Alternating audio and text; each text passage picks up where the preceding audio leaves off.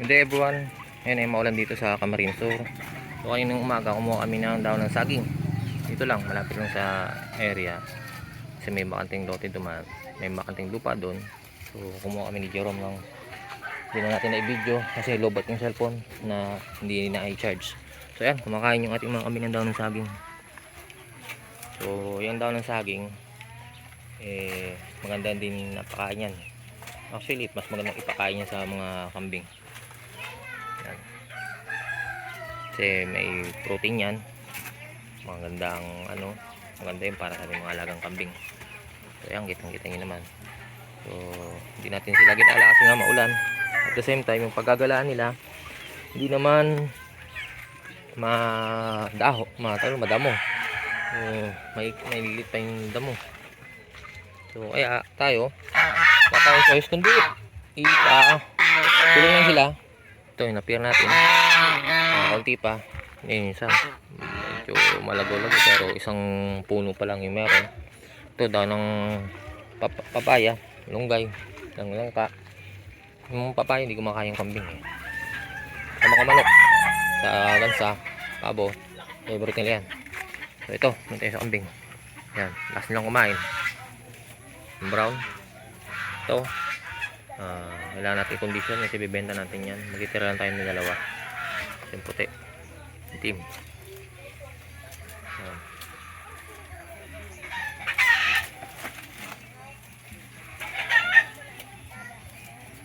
So yan yung ating update sa ating kambing. Yung panahon di maganda. Yung ating mga langka, puno ng langka yan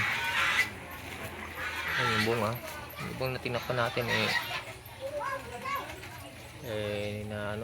ito namatay. Ito pa, mayroon yung bunga.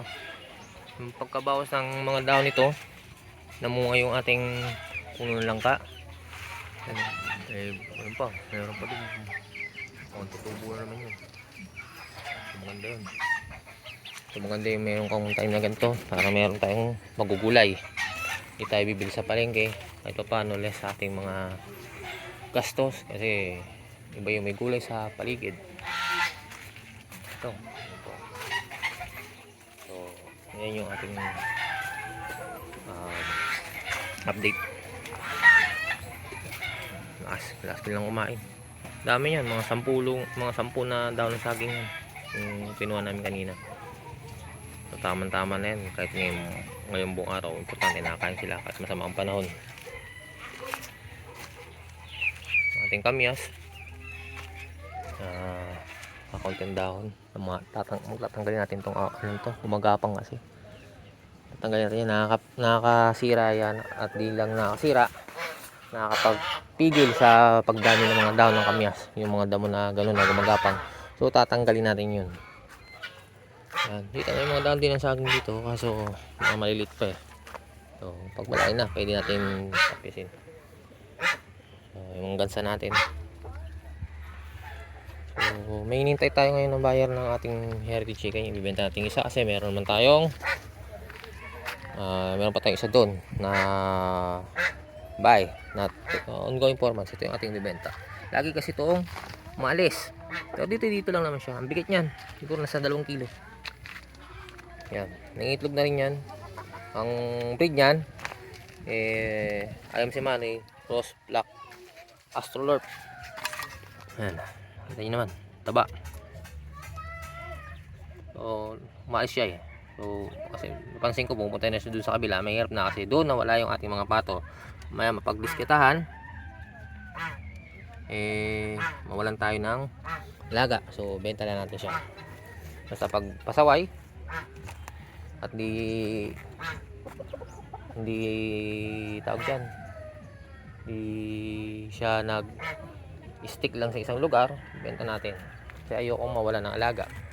Dito sa area namin na to, di maiwasan na pag may alaga ka tapos biglang wala lang, may mga manginginom, ang tingin pulutan ating mga alaga.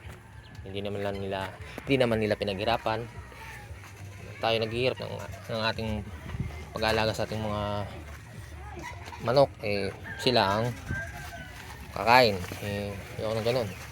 Kung gusto mong Gusto mo may makain ka, mag-alaga ka. Hindi yung kukuha ka ng hindi mo naman alaga. Alam mo may nalaga ng kapitbahay mo yun. O ng tao dyan na o nung tumaan ka napakita mo nakawala, hindi magandang kukunin mo yun. Kasi pinaghirapan ng naghihirap yung tao para sa kanyang alaga na mapalaki. Ito paano mabenta. Hindi naman libre ang pakain sa ating mga alaga. Bibili tayo ng feeds. So ayun yung update sa ating mga ano. So hihintay natin yung buyer natin. Bumili na rin dati ng manok yun eh. 2 ata binili, 3, nakakalimutan ko na.